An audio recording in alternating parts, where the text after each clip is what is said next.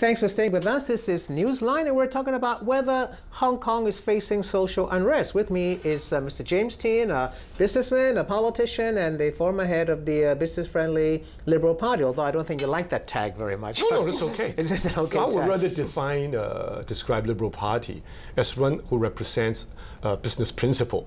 Because frankly, nowadays, the conglomerates can well take care of themselves. Sure. I really think the SMEs are in trouble. Whatever business you do, with $28 minimum wage, with landlord increasing rent, I think the SME is in very big trouble in Hong Kong. Well, I'm going to ask you about your party's future positioning in just a little bit. We're going to go to the, we talked about unfair society, whether wealth is trickling down. But one point, Mike, you mentioned whether it will lead to Hong Kong having an unrest. On that point, I don't think I'm that worried. Because if you see the Hong Kong people, because the news are so transparent, they're angry. They're unhappy, yes, but angry, I don't think so, because they're all quite educated. The reason is that if they're educated, they see a lot of things. Well, it's happening. I don't like it. I'm unhappy. But can you really think of some way to stop that from happening? For example, Chinese or rich Chinese people buying Hong Kong property, they know it's unrealistic. Hong Kong wants to be international financial center. Well, what can you do about that? We used to go to Vancouver and buy up their houses. That's we go correct, to Shanghai. yeah. So could you say that we propose a law, like some of our councillors did? Well, forbid mainland Chinese buying property. Now, that would certainly bring down property price. Of course, but there are a lot of things that I don't think the Hong Kong people would even suggest that we should consider. Yeah, but there are something like, for example, you talk about whether they're angry or not. Let's take, before we go into the community effort again, let's, you talked about whether they're angry or not. Look at what happened with the Café de Coral big controversy. There was anger there. People were angry that Café de Coral would raise the salaries by $2 or $3 an hour and then take it away by cutting their paid meal breaks. I think your brother, Michael Tien, was not very happy with that. Your Liberal Party is not very happy with that. What did we learn from that? I mean, surely the anger of the people told us something. It was a message. What do you see that message as? Café de Coral's incident is certainly something we don't look forward that they should do something like that. That could cause a social unrest. But if you look at this $28, which is finally announced in detail in the last few days, couple of days, yeah. You could see even government themselves saying there's a lot of problem that potentially will happen. You don't agree with $28 an hour? Well, the reason being that because I've been looking into the subject together with worldwide sort of academics, it's around the world the minimum wage when they first started off should be set around 40% of the median wage. That's where most countries set it at. At $28, government said that we're setting it at 47 to 48%. Now, if you set it at 48%, Hong Kong people's understanding of the minimum wage, as argued by the labor side, is a wage where you could have a decent living. To live, right. But the international definition of a minimum wage is not the wage for you to live. It's a wage floor. Exactly, it's a wage floor. And we would encourage everyone to pay more than the age floor. And look at 28. Government themselves says that about 300,000 employees will benefit with a pay rise of about 16%. But on the other side of the coin, it also reflects that the employer of the 300,000 people, workers, who have to face with a 16% wage hike, they either pass it to the consumer, which we think in the Café de Coral case should be, but in certain cases, government also pointed out of the 300,000, 35%, one-third, 100,000 works in housing estates of the new towns. So that burden goes straight back to the grassroots again. It's not versus business. So this is an area where we think continues in implementing this policy. This problem will happen. Let's turn that around. If 300,000 people are going to benefit for a $28 but someone have to pay for it. Right. Yeah. Okay. Now, and it's not all business. Sure. A lot of them are grassroots themselves having to pay for that. But $38,000, 300,000 people, 314,000 people. It tells me, I don't know whether it tells you that, but it tells me that even if you earn $28,000 a month, an hour, no, $28 an hour, you barely make $6,000 a month, barely, all right? So if 314,000 people are now earning less than $28 an hour, that means they're earning less than $6,000 a month now. Surely that is underpaid. Of course. That's why government have this Chinese 叫在職貧窮, which means that for the low-class worker, government is subsidizing them to a tune of $2,500 so that they will not go and apply for CSSA. This is why I'm saying that now it's nothing to do with big business or tycoons.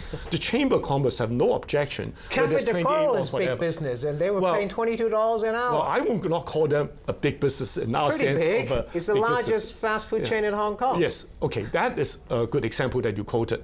But the big businesses, the HSBC, the property developers, I don't think they hire anybody. They pay right. more. So it's not their side of the battle. The people that will be affected on the business side, not the sort of the property owners in new territory, are the SMEs, the little cafe shops in new territories, or the retail shops. So the scenario is that these 300,000 people, if they do get the increase, they will have an employer on the other side. Now, how do they juggle their sort of books?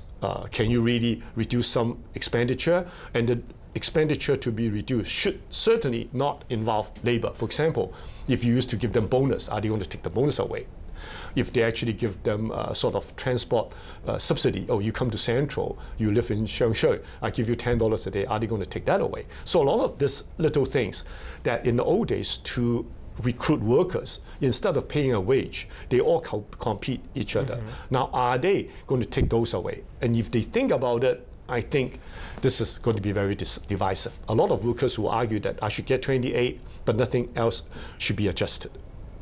Probably the employer will have to find a way either increase prices, and if not, can you force the landlord to reduce rent? But if the employer cuts down, if you give the guy $28 and then the employer cuts down other benefits.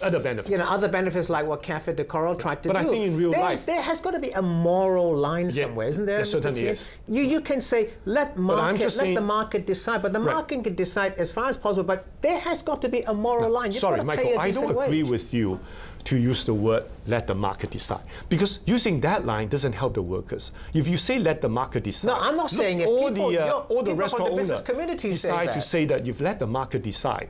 Okay, we're forced to pay $28 with very little benefit versus in the old day $23, $24 with plenty of benefit. I don't think you could simply use the word let the market decide. I don't use that. The business community says let the market decide. They oppose the minimum wage. They say let the market decide the wages. Oh, sorry. On that point, I actually fully agree. That was my greatest reservation. But there's got to be a moral line. About setting a minimum wage. Because once you set the minimum wage, and while Hong Kong dollar is pegged to the US, you do not have the revaluation or the devaluation you want the currency. Depegging of the Hong Kong dollar. No, I'm not arguing for that either. I'm just saying that other countries who do have minimum wage, the minimum wage is in their currency.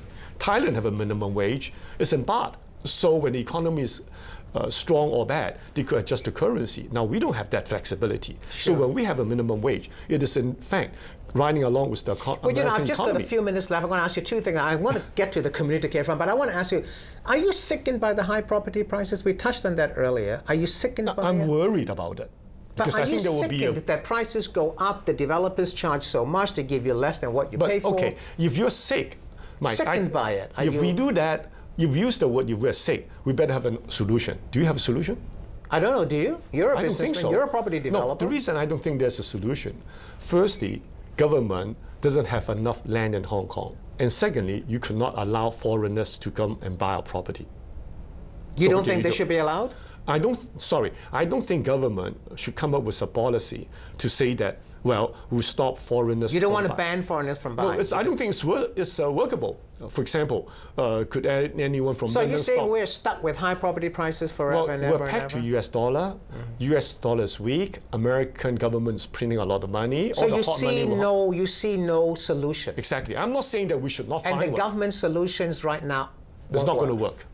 I don't think it's going to work. You're very sure about that? Well, if you look at 2-3 years, I don't think it's going to work. Who can say in 5-10 years? All right. Now, this is, community care fund. Government set it up. Donald Tsang set it up. $10 billion, half from private sector, half from the government.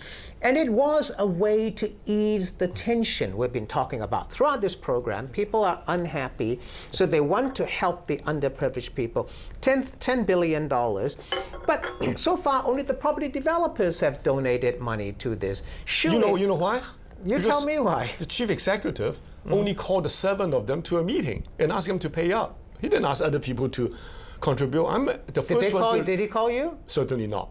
Well, I'm not worth his calling. Okay, I'm not worth his calling. Are you going to contribute? But I'm saying that why, if he thinks this is a business community fund for the business sector, in my concept, it should be wide business. But it it's should not not going be to the repair Chinese. the image of the property developers. Will it repair No. Wait a image? minute. The business community fund's aim is not to improve the image of the Chinese property developers. We want it to be a business community caring fund, where I would argue all the big banks, the three bank note issuing bank, HSBC, Standard Chartered, they should donate. Shouldn't they donate? Oh, if you talk about property developers, why just pick on the Chinese property developer, the big four? Well, why not Swire Properties? Why not Hong Kong Land? You tell me why. I don't know. You have to ask Mr. Tsang. And I'm also arguing that in my concept of a business community fund, all the small, medium should all be allowed to contribute. Whether you want Cafe de Coral to contribute, I'm not sure. I don't know the public view. I don't know whether they want to contribute. Okay? But I'm saying the small, medium enterprises should all contribute so that we tell. Are you going to contribute? Oh, to my version, certainly yes. Are you going to contribute? To government's version, certainly no. Are you going to contribute? To who? To the Community Care Fund? To the government's one? Yeah. Well, of course not. Why not? Why not? Because I rather contribute myself directly to the projects. And instead of contributing to a government one, which I think government should really use the taxpayers' money and expand the safety net. Last question. Are you going to run for the Legislative Council? You ran, you got defeated. Are you going to run? Well, let's see whether government would be doing whatever we have been proposing in this program. If they're going to do it, then I don't have to run. After 30 seconds, then I don't have to give me run. a yes or no. Are you going to run or not? I got 30 seconds. I cannot tell you because it will count into election expenses. So I keep you guessing. Are you leaning towards it? I certainly have to think about it on behalf of the Liberal Party and on behalf of the business community. Are you going to reshape the Liberal Party to be more people-friendly? I think we're already reshaping that, and I hope we'll continue taking that line. All right, okay. Thanks for watching NEWSLINE. See you next week. Good evening.